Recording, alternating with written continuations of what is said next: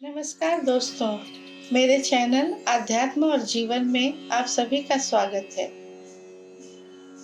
श्रीमद् भागवत गीता। गीता आध्यात्मिक ज्ञान का पवित्र शास्त्र है, क्योंकि इसका उदय स्वयं भगवान के श्रीमुख से हुआ है।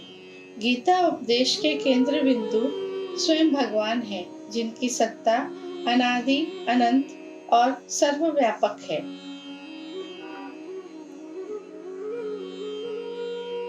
गीता में धर्म का सरल अर्थ समभाव तथा निष्पक्षता से इस जीवन के कर्तव्य को करते हुए संसार और स्वर्ग को ही नहीं अपितु मोक्ष को प्राप्त करना बताया गया है।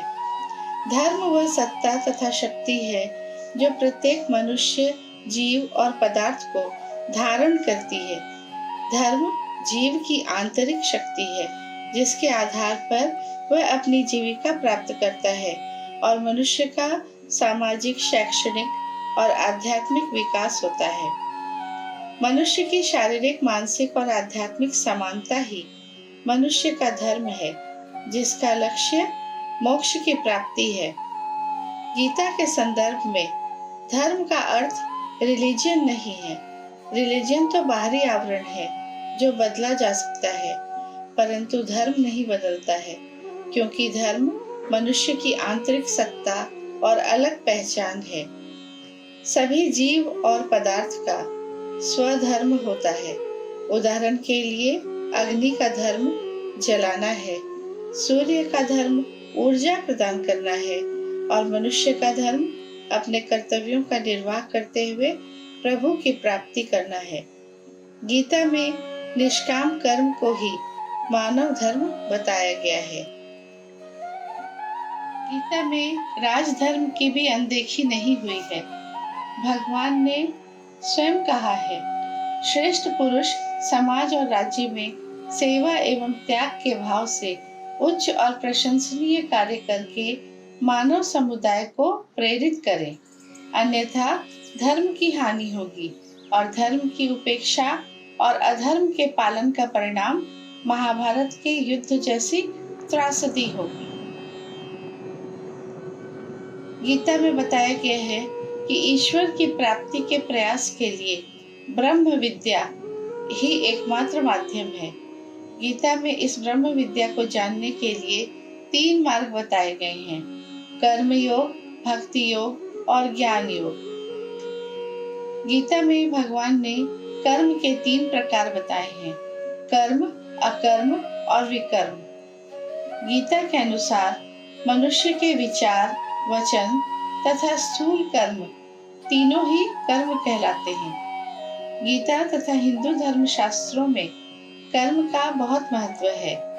कर्म ही मोक्ष का कारण है और बंधन का भी। कर्म सिद्धांत का सारांश यह है कि पिछले जीवनों के कर्मों से जनित संस्कारों को हमारे शुभ कर्म ही सुधार सकते हैं और आगे के लिए अच्छे संस्कार पैदा कर सकते हैं।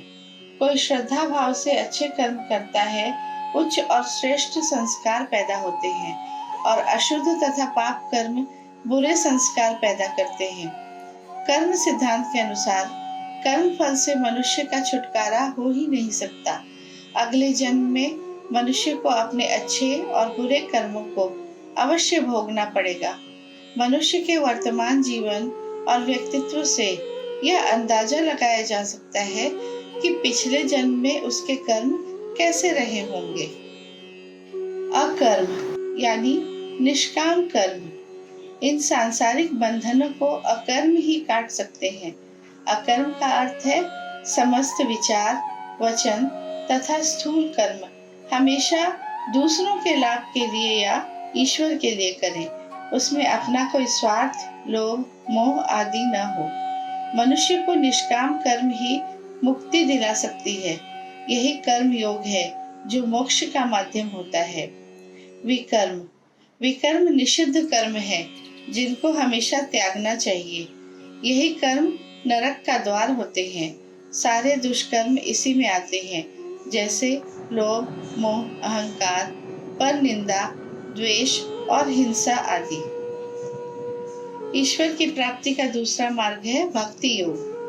सरल शब्दों में भक्ति योग का अर्थ है भगवान के प्रति भक्ति या प्रभु प्रेम। किंतु प्रभु प्रेम के लिए चित्त की शुद्धि आवश्यक है। भक्ति योग का अर्थ है भक्ति से प्रभु को प्राप्त करना।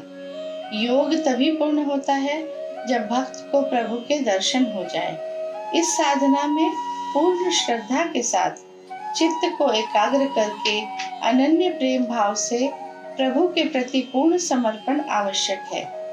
चित्त शुद्धि का अर्थ है चित्त की अस्थिरता और चंचलता को नियंत्रित करके स्थिर करना, ताकि मन को एकाग्र रूप से भगवान पर केंद्रित कर सके। सच्चे भक्त भगवान को अति प्रिय हैं।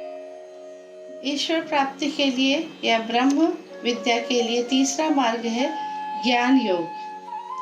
ज्ञान योग का अर्थ है भगवान में तथा आत्मा में विश्वास और शास्त्रों के अध्ययन एवं विश्लेषण द्वारा आध्यात्मिक अनुभव के माध्यम से आत्मा तथा परमात्मा के दर्शन करना, अर्थात साधक द्वारा यह सत्य पहचानना कि वह आत्मा है, मात्र शरीर अथवा बुद्धि नहीं। सारे कर्म और इच्छाएं शरीर में हैं, यही सारे कर्म करते और करवाते हैं। आत्मा सदा निर्लिप्त है, वह न तो कुछ कर्म करता है और न ही करवाता है। इस सत्य का ज्ञान ही ज्ञान योग है। गीता का ध्येय आध्यात्मिक ज्ञान अर्थात प्रभु की प्राप्ति है, परंतु जब तक यह शरीर और संसार है तभी तक स्वर्ग और मोक्ष है। मोक्ष भी तो इस संसार से ही छुटकारा है, जिसके लिए इस संसार को योग अथवा साधना द्वारा जीतना जरूरी है। गीता का उपदेश है कि भगवान के दर्शन संसार में रहकर अर्थात सांसारिक क्रियाकलापों का पालन करते हुए मनुष्य कर सकता है, परंतु इसके लिए भी जीवन में अनुशासन जरूरी है। यही धर्म का मार्ग है। धर्म को बचाने के लिए ही भगवान योद्धा के रूप में श्री कृष्ण बनकर अवतरित हुए। गीता ज्ञान का सारांश यह है कि मनुष्य का शरीर कर्म बंधन के कारण है, अर्थात मनुष्य का जन्म ही कर्म बंधन के कारण होता है। इसलिए निर्वाण अर्थात मोक्ष कर्म को अकर्म रूप में करने से अर्थात त्याग और श्रद्धा भाव से करने पर ही प्राप्त होगा। आपको मेरा यह वीडियो कैसा लगा? आप कमेंट बॉक्स में कमेंट करके बताएं। मेरे वीडियो को लाइक और शेयर करें तथा मेरे चैनल को अगर सब्सक्राइब नहीं किया है तो प्लीज सब्सक्राइब करें। धन्यवाद।